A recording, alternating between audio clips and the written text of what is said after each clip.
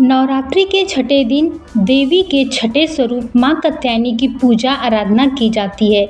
इनकी उपासना और आराधना से भक्तों को बड़ी आसानी से धर्म, अर्थ, काम और मोक्ष चारों फलों की प्राप्ति हो जाती है। उनके रोग, शोक, संतान और भय नष्ट हो जाते हैं। देवी कात्यायनी जी के संदर्भ में एक पौराणिक कथा बहुत ही प्रचलित है। आज मैं वही विस्तार से आप लोगों को यहाँ सुनाने वाली हूँ। माँ कात्यायनी की सिंह यानी शेर की सवारी माँ कात्यायनी करती हैं। माँ कात्यायनी की 4 भुजाएं हैं और उनके सिर पर हमेशा मुकुट सुशोभित होता रहता है। 2 भुजाओं में माता कमल और तलवार धारण करती हैं। माँ की तीसरी भुजा में वर मुद्रा और चौथी भुजा अभय मुद्रा में रहती है माता की। मान्यता है कि अगर भक्त विधि विधान से माता की पूजा अर्चना करे तो विवाह में आने वाली अड़चनें भी दूर हो जाती हैं। माता कात्यायनी बहुत ही दयालु हैं। माता कात्यायनी की पूजा भगवान राम और कृष्ण ने भी की थी। कहते हैं कि गोपियों ने भगवान श्री कृष्ण को पति के रूप में पाने के लिए माँ दुर्गा के इसी स्वरूप की पूजा की थी। माँ दुर्गा ने सृष्टि में धर्म को बनाए रखने के लिए यह अवतार लिया था। आइए अब आपको पौराणिक कथा सुनाते हैं।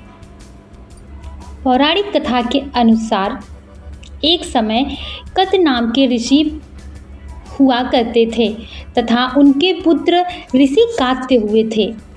उन्हीं के नाम से प्रसिद्ध कात्य गोत्र में विश्व प्रसिद्ध ऋषि कात्यायन की उत्पत्ति हुई थी। देवी कात्यायनी जी देवताओं, ऋषियों के संकट को दूर करने के लिए महर्षि कात्यायन के आश्रम में उत्पन्न हुई थी। महर्षि कात्यायन जी ने देवी का पालन पोषण किया। जब महिषासुर नामक राक्षस का अत्याचार बहुत बढ़ गया, तब उनका विनाश करने के लिए ब्रह्मा, विष्णु और महेश ने अपने अपने तेज और प्रताप का अंश देकर देवी को उत्पन्न किया था और ऋषि कात्यायन ने भगवती जी की कठिन तपस्या और पूजा की। इसी कारण से यह देवी कात्यायनी कहलाई। महर्षि कात्यायन जी की इच्छा थी कि भगवती उनके घर में पुत्री के रूप में जन्म लें। इस कारण महर्षि कई वर्षों तक घोर कठिन तपस्या में लीन रहे। देवी ने उनकी यह प्रार्थना स्वीकार कर ली। अश्विन कृष्ण को जन्म लेने के पश्चात शुक्ल सप्तमी, अष्टमी और नवमी तीनों दिनों तक कात्यायन ऋषि ने इस देवी की पूजा की। दशमी को देवी ने महिषासुर नामक राक्षस का वध किया और देवों को महिषासुर के अत्याचारों से मुक्त किया। माँ कात्यायनी का स्वरूप अत्यंत दिव्य है और स्वर्ण के समान चमकीला है। ये अपनी प्रिय सवारी सिंह पर आरूढ़ रहती हैं। इनकी 4 भुजाएं भक्तों को वरदान देती रहती हैं। इनके एक हाथ में अभय मुद्रा और दूसरे हाथ में वर मुद्रा हमेशा धारण की रहती हैं। अन्य हाथों में तलवार और कमल का पुष्प रहता है। इनका गुण शोध कार्य है, इसलिए इनका वैज्ञानिक गुणों में कात्यायनी का भी सर्वदा महत्व रहता है। माँ कात्यायनी ने महिषासुर का वध किया था, इसलिए ही माँ कात्यायनी को महिषासुर मर्दिनी भी कहा जाता है। इसके अलावा माता रानी को दानव और असुरों का विनाश करने वाली देवी भी कहा जाता है। माता रानी को अन्य कई नामों से पुकारा जाता है, जिससे कि माता रानी सबका उद्धार करती हैं। आइए अब माँ कात्यायनी की आरती भी कर लेते हैं।